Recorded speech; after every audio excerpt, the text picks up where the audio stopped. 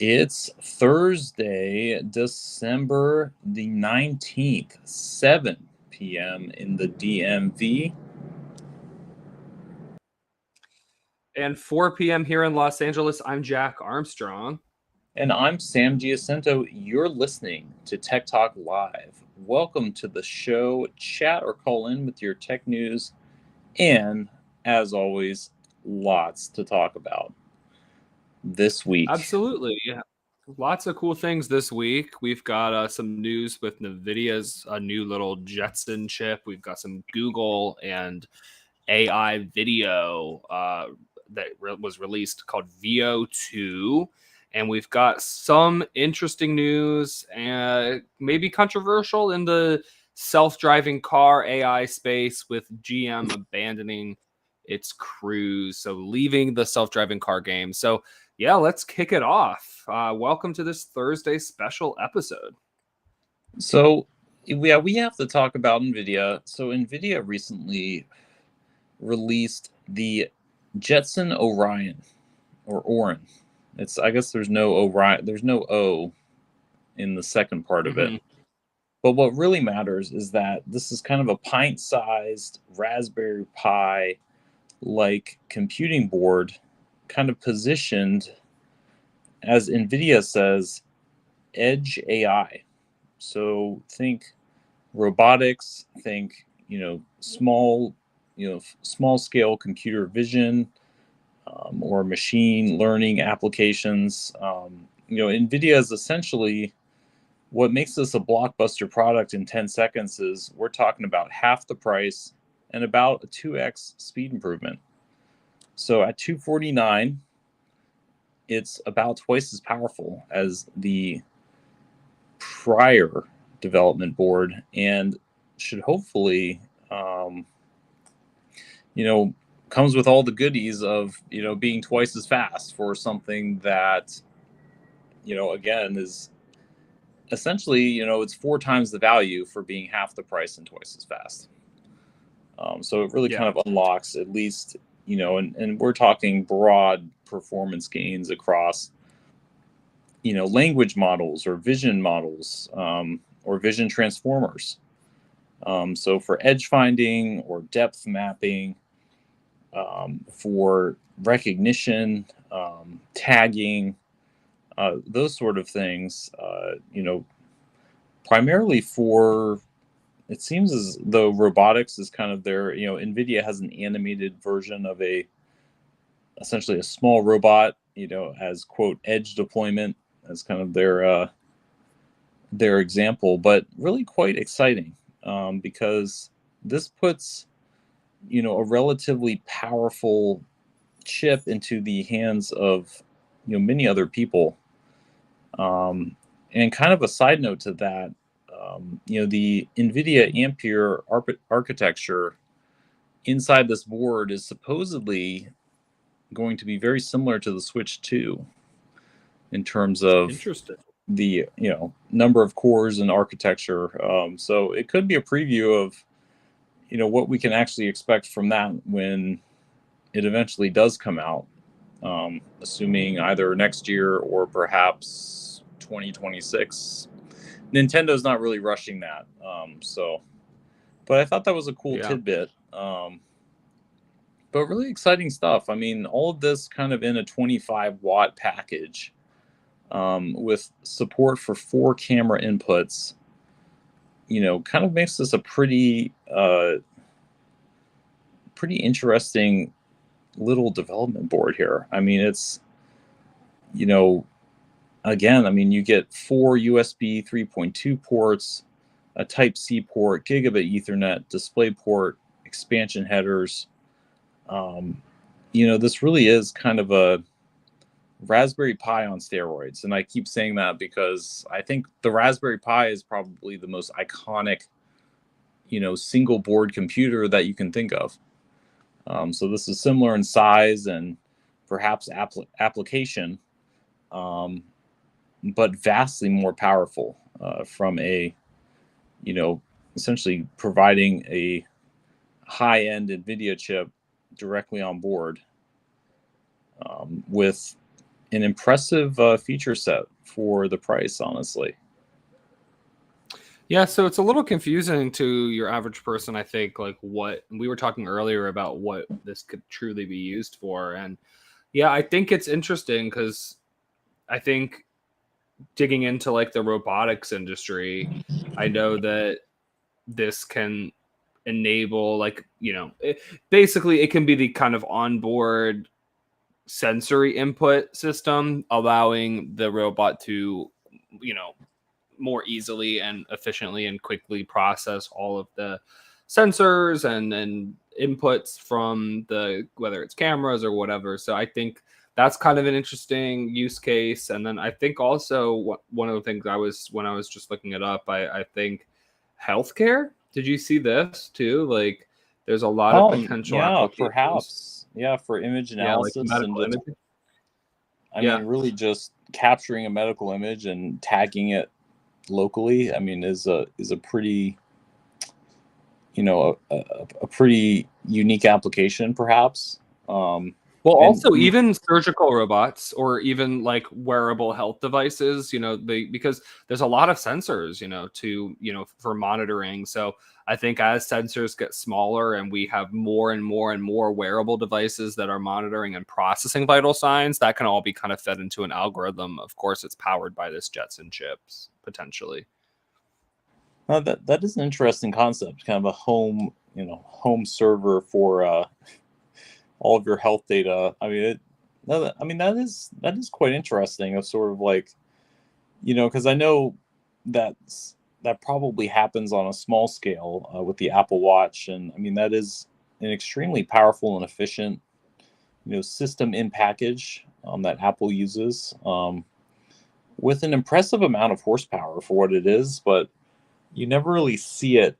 Um, you never really see it stressed in a way where it's like you're not really running, a lot on it. I think primarily just because of the battery constraints. But no, it's an interesting point. Yeah, to have something almost like a home base of like, you're collecting a lot of data from your wearables. Kind of why are we even really investing the performance of the wearable itself? Like, why invest in that when it's sort of, and I wonder if Apple is taking a similar approach, with the iPhone and Apple Watch. I guess that is something that's very curious to me, honestly. Something I'll have to dig into. But yeah, why really improve? I mean, beyond the power efficiency, kind of the horsepower of the chip on the Apple Watch. We're not rendering 3D. We're not, we're simply collecting data from the vast litany of sensors, most of which are, I mean, you have the accelerometer and LED array to, I mean, there's really not a ton of, there's GPS, a highly advanced set of accelerometers, and, there's quite a few sensors, but I can't imagine they kind of output enough data to floor the CPU essentially, all the time. But Yeah. Yeah. Well, it's interesting you say that because a lot of the potential use cases, another one that doesn't really get talked about a whole lot, but I do think, technology, of course, like drones and delivery systems, I think, have a lot of, it's kind of a new industry in terms of precision agriculture, though, because, yeah, I understand there's a lot of sensors on farms and obviously, indoor farming, and there's a lot that goes on to monitor, humidity, temperature.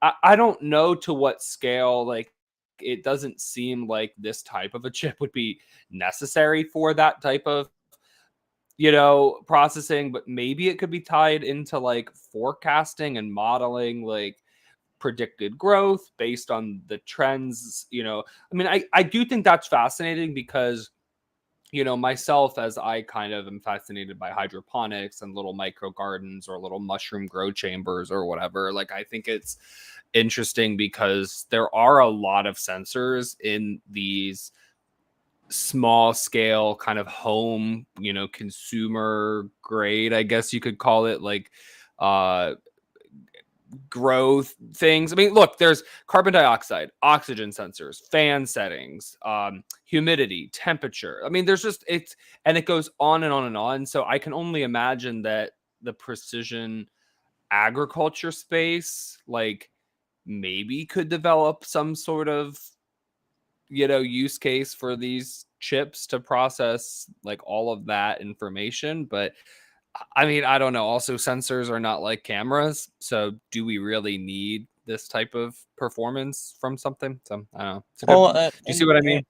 I mean, kind of building off that too, because I mean, agriculture especially. I mean, you're often in a rural or remote area, and you don't have necessarily a great internet connection. I mean, we're making strides in that, begrudgingly thanks to Elon.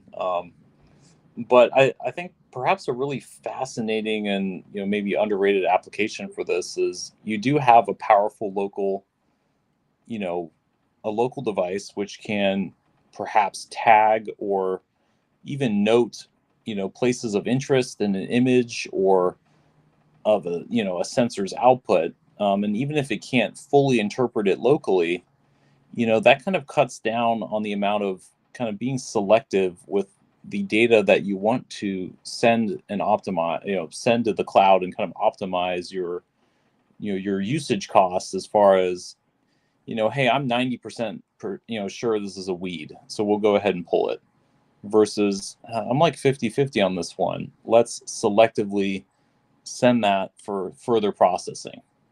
And sort of if you can kind of approach it in a hybrid, kind of a hybrid way, whereas you offload certain issues or certain tasks that you're not 100% sure on, or even like 80% sure on, I think you can save a huge amount of money, especially if you're, again, like out, with a limited, limited connection or, limited bandwidth or limited, resources, and even just saving money in general. I think it's kind of an intriguing, almost like hybrid AI approach in that way. Because I mean, sometimes you do need the heavy lifting. I mean, we kind of see this with Apple Intelligence. I mean, Apple is perhaps opaquely pursuing something like this, right? You'll ask Siri a question. If it determines that it can't answer it locally, which is, again, by far the cheapest, really, for Apple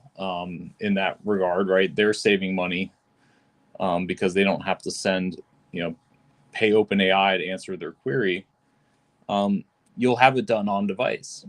Whereas for things that require additional, kind of the way Apple framed it was like additional processing power, or for other, other queries, you'll use the big dogs in the cloud. And I think, this from that perspective too is it's an open source version of essentially, a high performant device that you can use to kind of filter your requests in that way.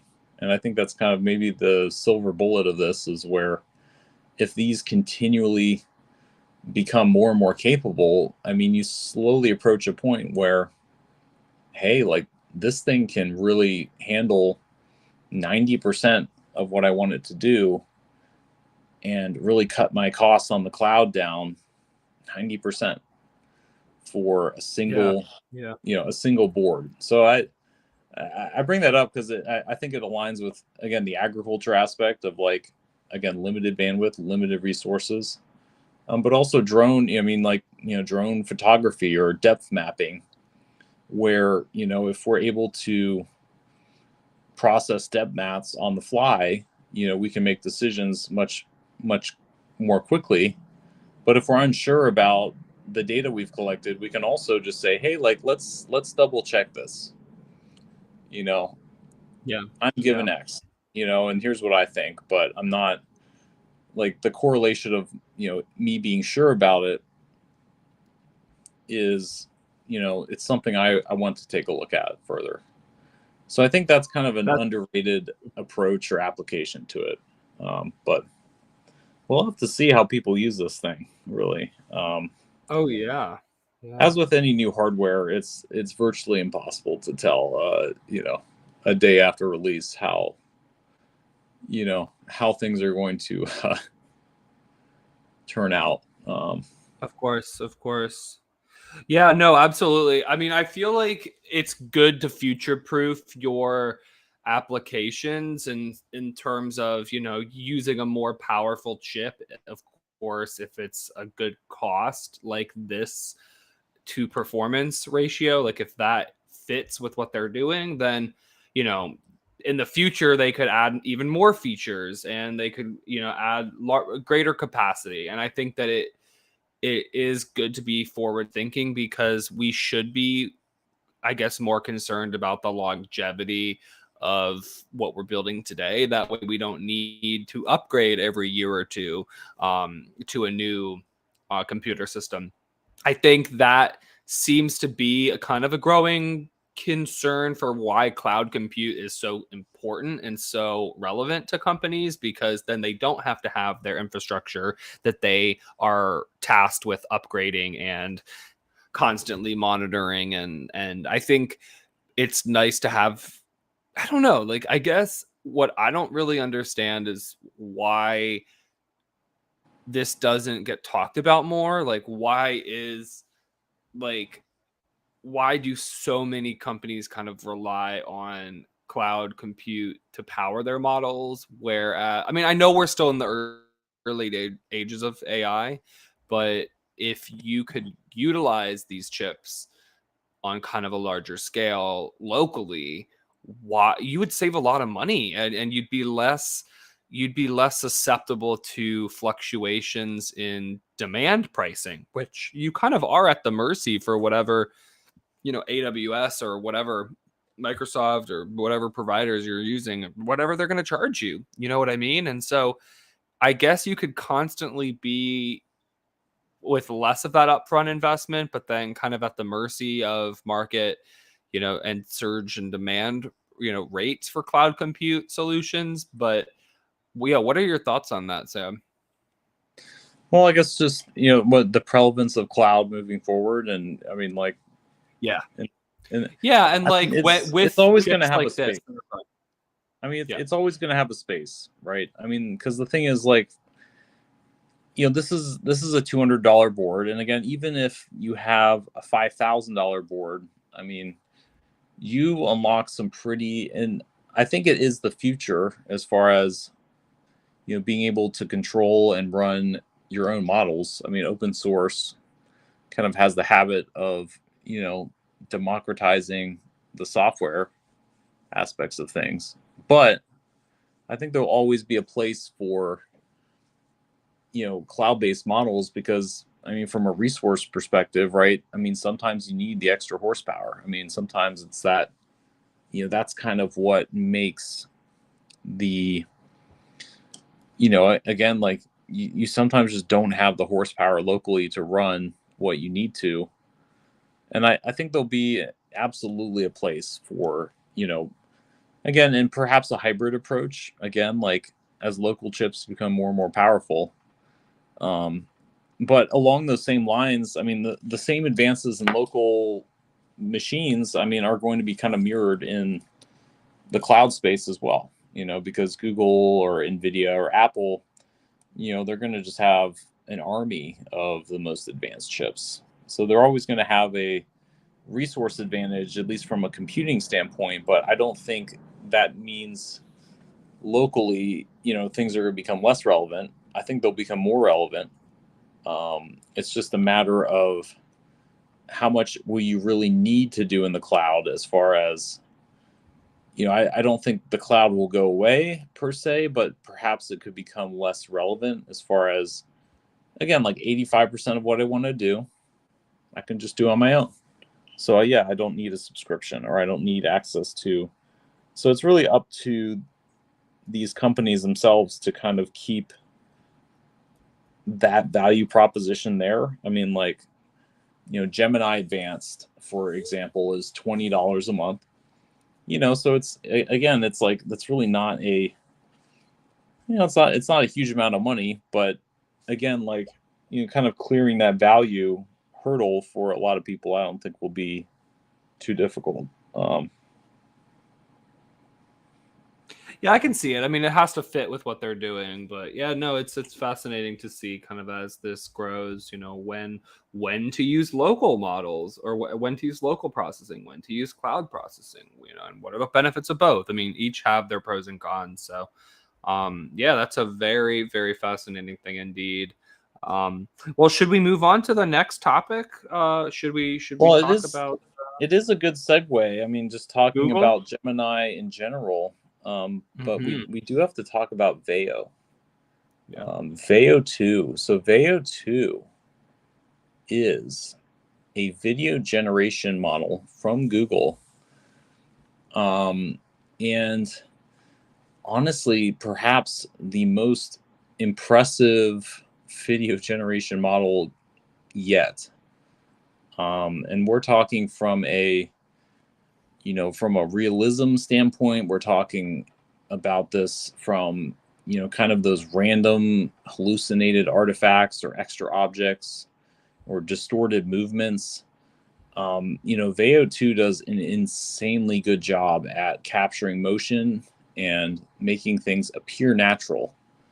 An example is a dog running on the beach. Like Sora would generate something that, it's not completely off base, but you can tell that there's something immediately wrong with it. Whereas Veo really kind of takes that motion aspect of it and really does an excellent job, just with how the dog is moving, the motion of the legs and the gallop on the sand. I mean, it's very much a realistic interpretation, much more Mhm. so than sort of other models. I mean, Google's kind of put out their own research, so again, it's definitely a grain of salt type scenario, but at least according to other models, Veo is preferred by its users more or less a majority of the time. It's a tie maybe 20% of the time, anywhere Mhm. from 15 to 15, 16-ish. It's a tie. Whereas in a majority or vast majority, in some cases, I mean, anywhere between 46 and 58% or 59%, it's just I just straight prefer the Veo generation when it comes down to it. So a really Well, so vast one of the um, Mhm. improvement over Meta's movie gen, Sora. I mean, a lot of these other state of the art models, we have something that's kind of a clear improvement in the span of weeks, to kind of put that in perspective. Yeah. Well, so it's interesting because the news has been kind of covering this, so why it's better, why it's so much better, and how it's just kind of out of kind of nowhere, just kind of appeared. We've had Kling, we've had Sora, also previewed Sora since much earlier this year, and I think it's fascinating because, of course, Google owns YouTube, right? So Yep. I mean, now Yeah. you might see why they are a little bit ahead here with how accurate they are because they're using the vast amount of data that's available on YouTube to create and learn how to create realistic, extremely hyper realistic things. So videos. So Well, and that's, yeah, I mean, like that's a good point, right? It's just sort of like Google didn't really know it at the time, but the fact that they bought YouTube really kind of gives them a distinct advantage, right? Because they now have the largest library of videos on the internet. yeah, yeah.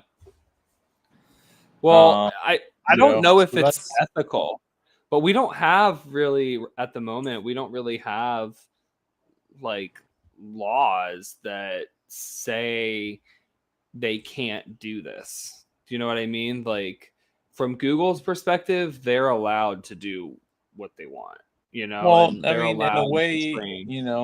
you kind of agreed to it.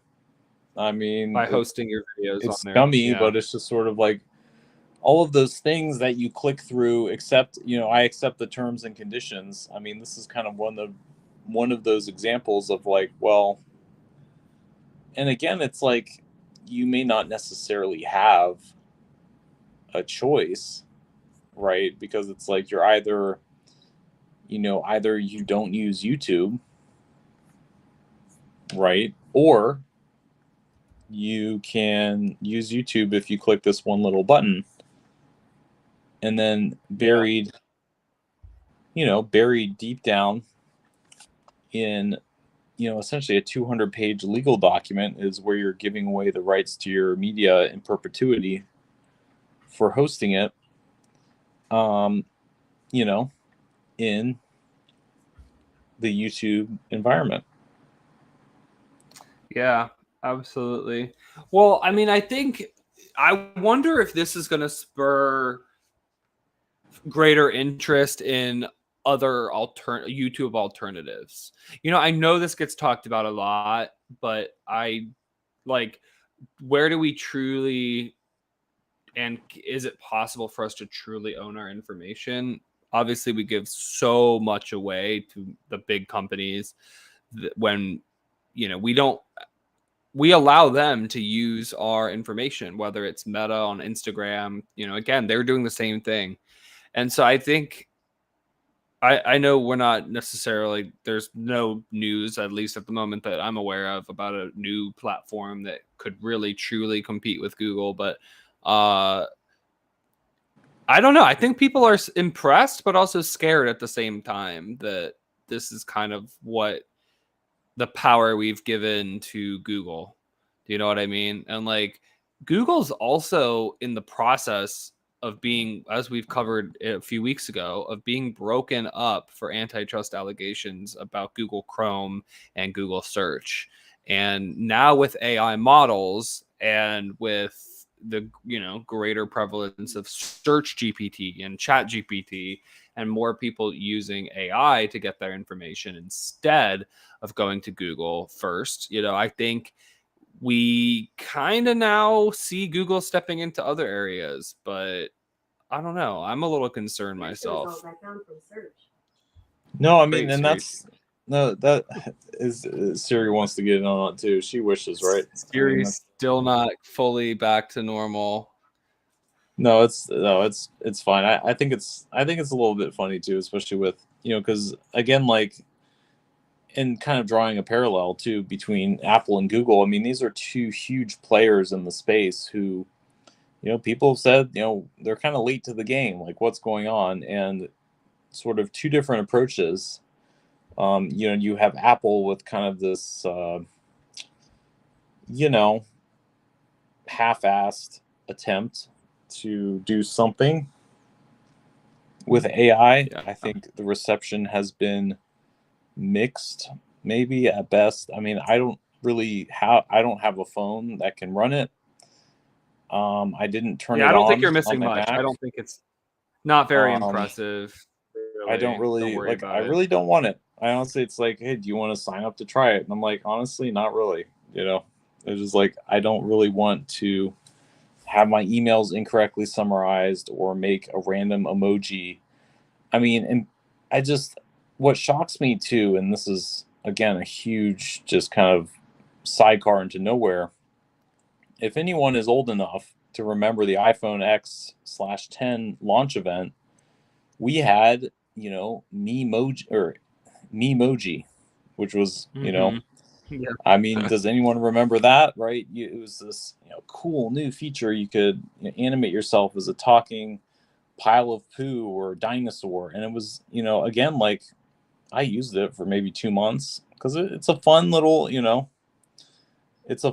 software feature, right? But again, like the application of custom emoji and kind of these, like, it's such a random use case, in that after that novelty wears off, like, where is the functionality in this? And I don't know, like, I mean, people paid a lot more money than I do, apparently determined that a $3 trillion company should work on Genmoji.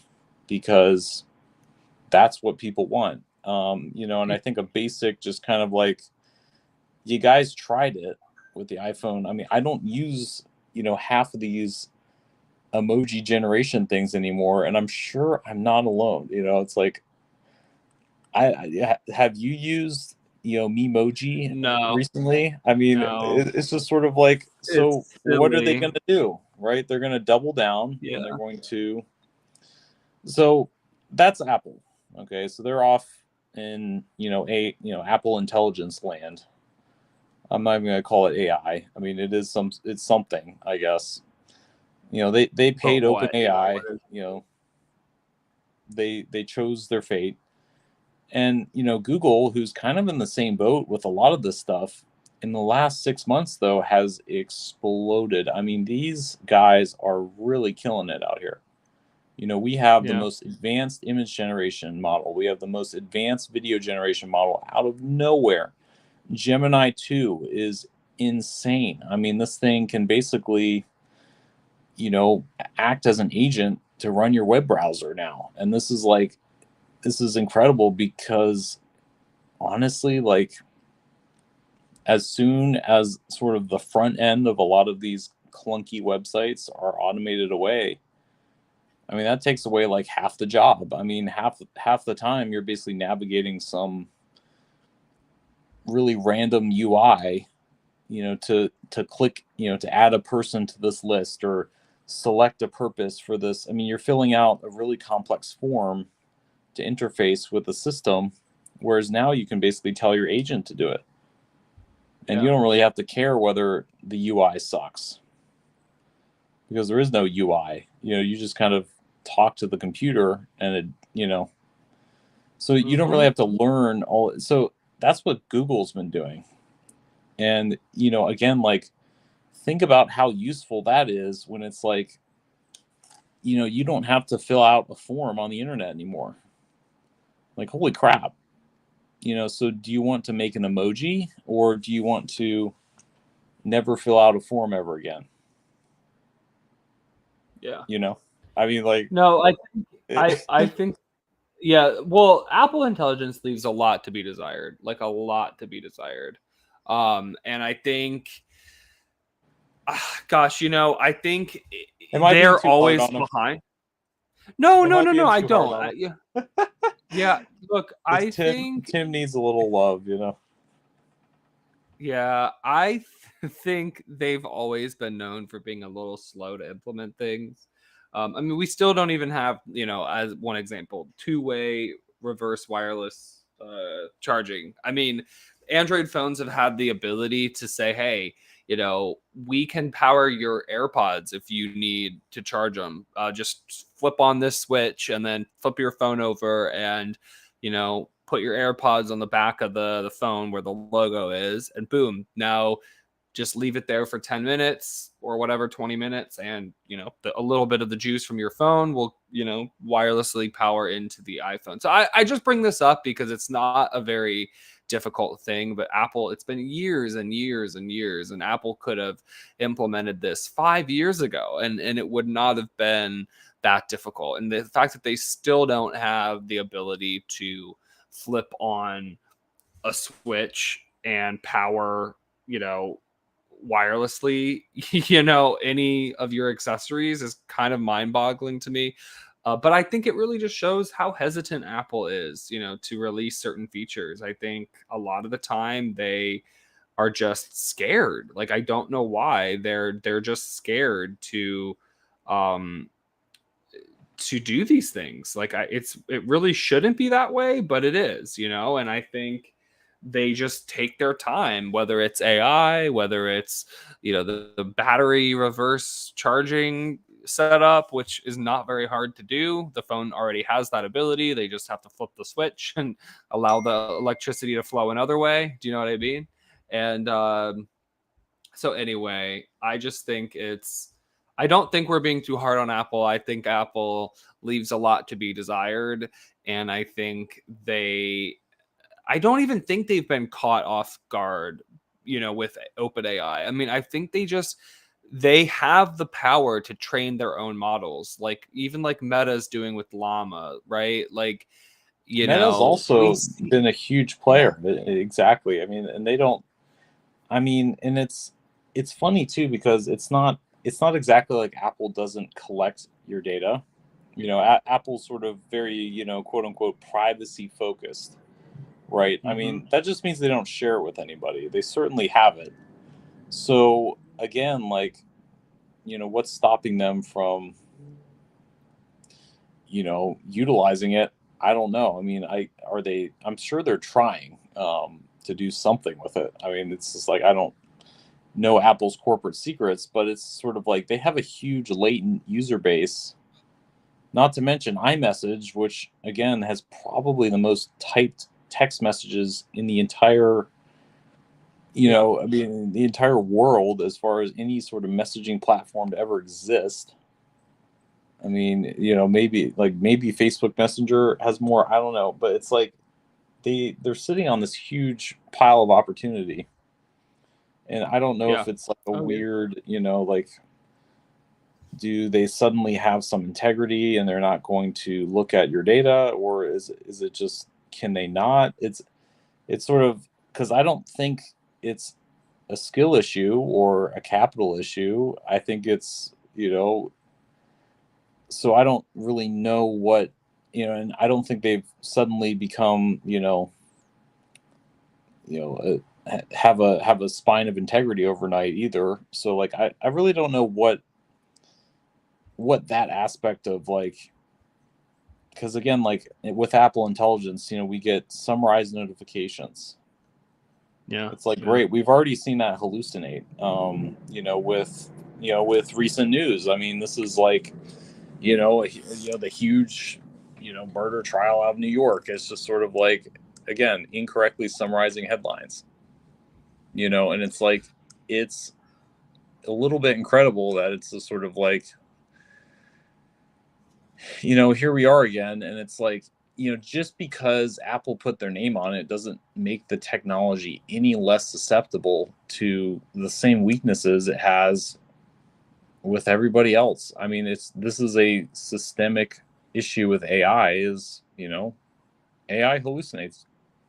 That's Yeah. okay. I mean, it's part of the technology, but we have to focus on mitigating it instead of just saying, well, we're Apple, so we know best. And that's kind of been the prevailing attitude to just sort of everything. And, their recent success has really kind of perpetuated that. But I think they really just need to approach it from the view that it's like we really don't know anything about the space. How would we start from day zero and Hmm. build the best product possible? Like there seems to be this north star of like because even talking about iMessage, I mean, this is like the biggest lost opportunity that like people should want to use iMessage because it's the best chat client you can have, period. Not because it's like, oh, I'll miss it because like it has green bubbles. Again, it's just like I think it's absolutely wild how Apple looks at that and says, well, we're going to basically make it as miserable as possible for the green bubble people instead of being like we're going to make it as kick-ass as possible for the blue bubble people. So people want Yeah. to use the blue bubble, not they're scared to not have it. It's just sort of like, but I don't, that takes a lot of investment and time and money. So that's a whole nother, logistical and, morality filled path of, what do you do with a pile of cash? Do you invest in your product or do you, you know, um, you know, put money back into stock buybacks and other just kind of, I mean, from a product perspective purely regardless of any morality or you know social impact of that, it's if you spend money on your stock you're not spending it on your product development, so Yeah. your product suffers. I mean that's just sort of like it's R&D. It's not cheap. It doesn't always yield investment Well, or and they have the money to do it. They have the money to Oh, make their own models. They have like it's Apple we're talking about here. Come on, like they could totally be doing so much more. You're absolutely right. And that is the sad thing, is seeing how they just don't care really. I mean, they don't, and I think seeing how they don't care, it is kind of incredible. So, oh well, you can't force them to change, and they clearly, for them, they're just like they're not going to lose market share because they make good hardware. And I think they know this. And it's like, as long as they slowly release enough compelling, you know, new well, yeah, features to keep people yeah. impressed, it's like, but they're doing the bare minimum they have to. No, and you bring up a great point, and that's I think a big part of that is, I mean, Tim Cook has worked at Apple a long time. He used to be an operations guy. I Yeah. mean, him and Steve Jobs were hand in hand. Um, you know, but basically, I mean, he started out, essentially just again as an operations guy. He managed factories and warehouses. He managed inventory. So it's sort of a very like, if you were to ask an operations guy to run a company, I mean, this is how you do it: incremental upgrades. Nothing, don't take risks. Don't, just sort of keep up that kind of steady improvement. Like, if it ain't broke, don't fix it. But Yeah. it's sort of like, I mean, They it's have the money to take risks, though. Like, they have some money. And I think by the fact that they're not taking risks, they risk being left behind. Like, they really do. Like, I don't think they're invincible. They can't keep doing this forever. well, and but again, it's like, yeah, we're basically just testing. And I've mentioned this before, but it's like, they sort of test the limit for how sticky you are as a consumer. You know, Yeah. you'll continually get a little more screwed, whether it's, AI features you don't necessarily want, or, incremental upgrades that don't really, like, again, like chilling with the iPhone 13 Pro. It's a beautiful phone, and I have zero regrets for not upgrading, essentially, like, the Yeah. past 3 years. I mean, incrementally, like, the camera and battery are better, and that's really like that. If that's your killer feature, is your battery 7% bigger. I mean, seriously, it's like, you're basically just banking on the fact that people get so fed up with how their battery is that they're just going to say, "I'll screw it. The battery's a bit better anyway. But that's I'll not just buy even it." like an You know, innovation. Like, come on. it's Like, not. I mean, you're shuffling components around. There's no, I mean, and to be fair, I mean, that's being a little bit facetious. I mean, some iPhone upgrades do sort of have very, there's a lot going on with the PCB layout, and sort of, I mean, some changes are larger than others, but I think what it boils down to is, as a consumer, you wouldn't really be able to tell anyway, because it's like, they're kind of moving things around and stacking the circuit board and doing this and doing that, and it's in a quest to save space to increase the battery. And again, it's like, well, it's, the same phone with a slightly larger battery. So it's yeah, sort of yeah. something where it's like,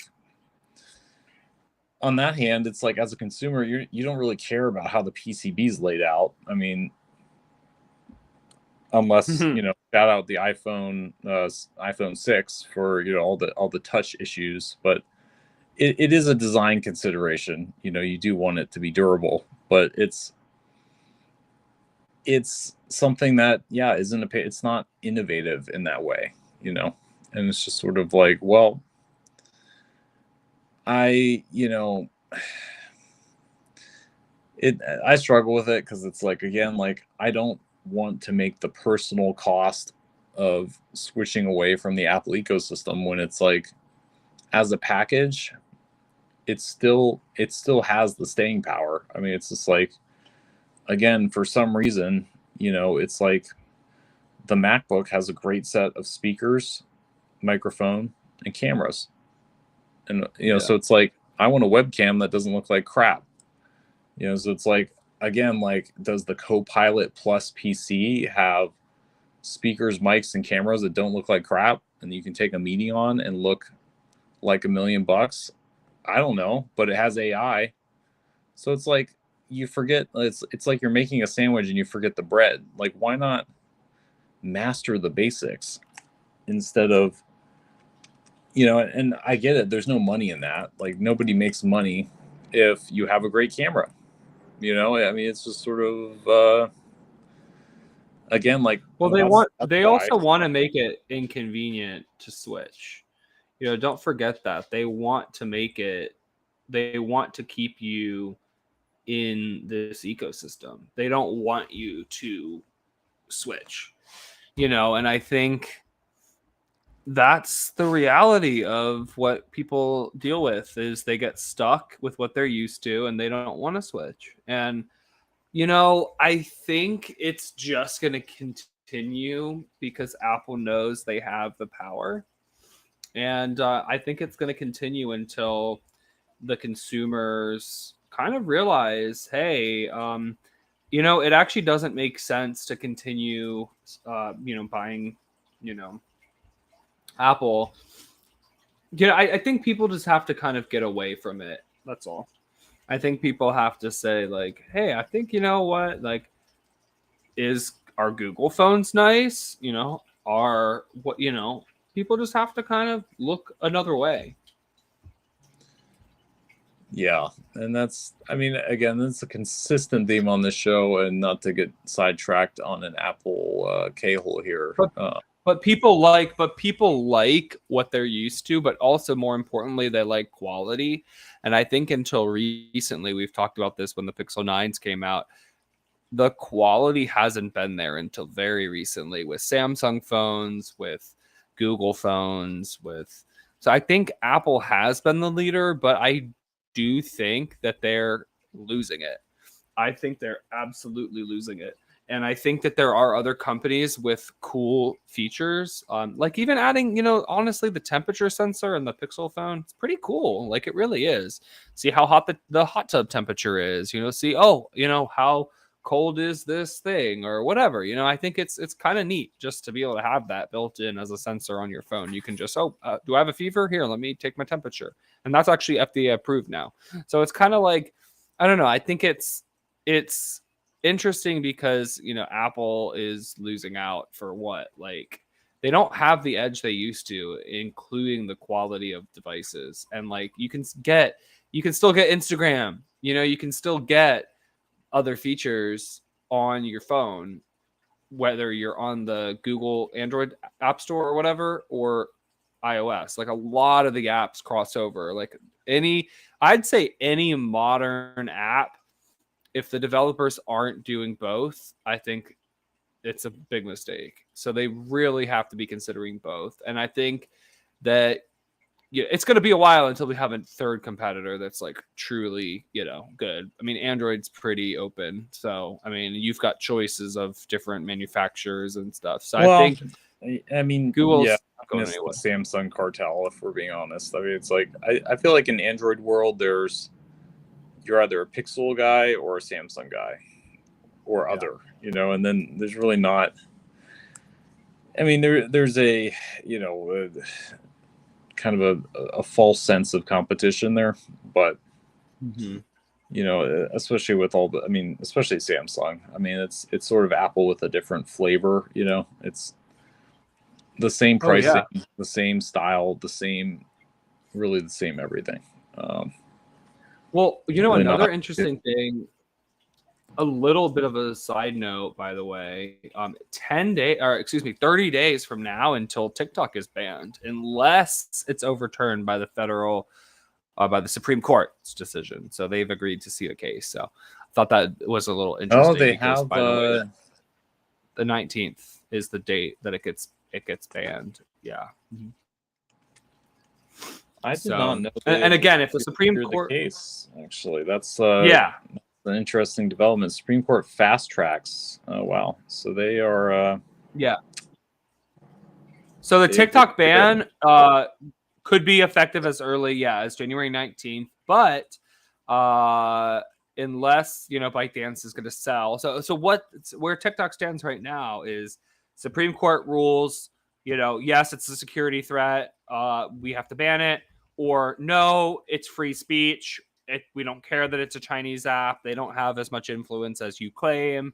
Not banned, and then it stands. Or it's banned, but then ByteDance, the owner, decides to sell it to, Meta or Google or Apple or something.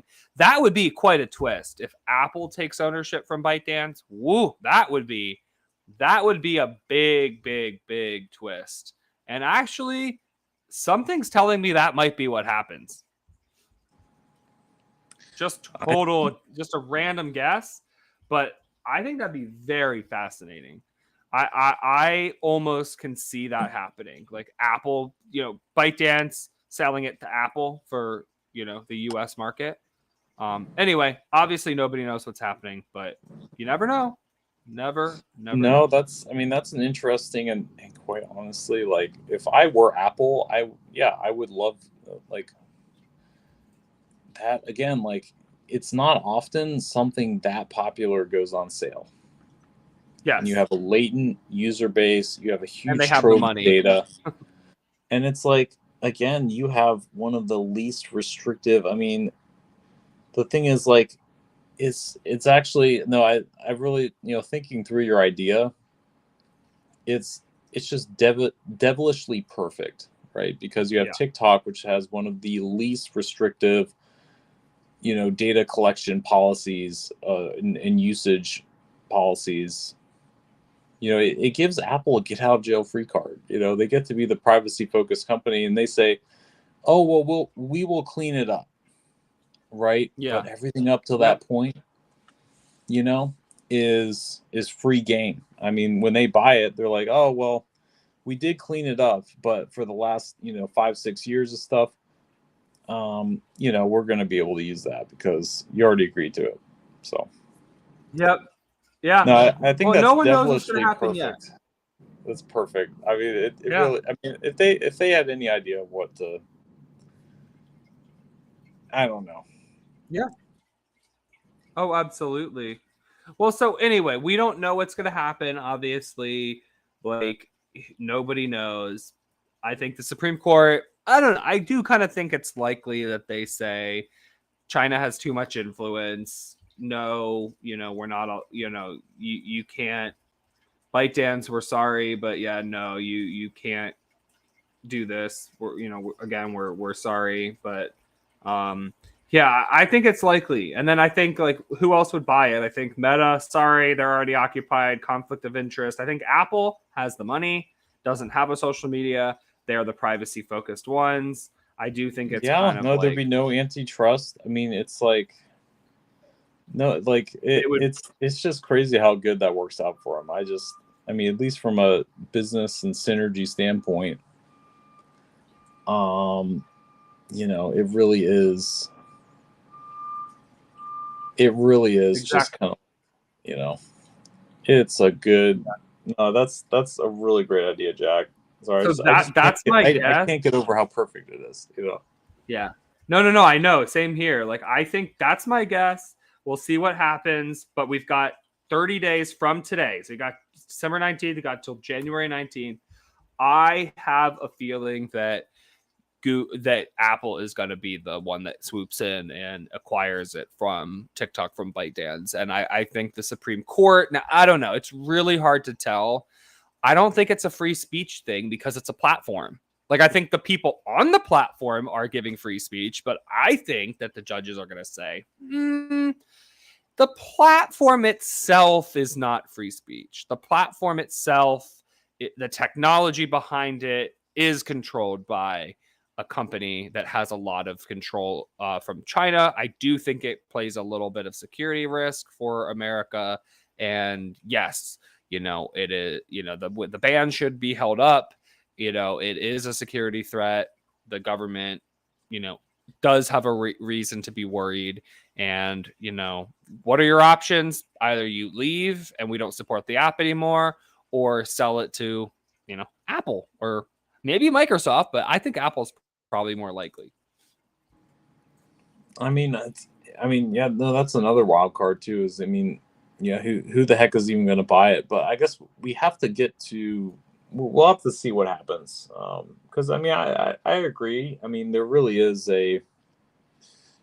there's a real argument to be made from a security standpoint, even if not, and that really does, it's really hard to tell. Like, again, what exactly is happening, to your data. It's like, yeah, they're not overtly extricating it, over the internet to China, but who's to say, like, hey, we downloaded, we basically have a nice, 4 terabyte archive for you, come over with a hard drive and we'll just fill you up and put you on a plane back to Shanghai. It's just sort of like, just because they didn't send the data over the internet doesn't mean the data did not leave the country.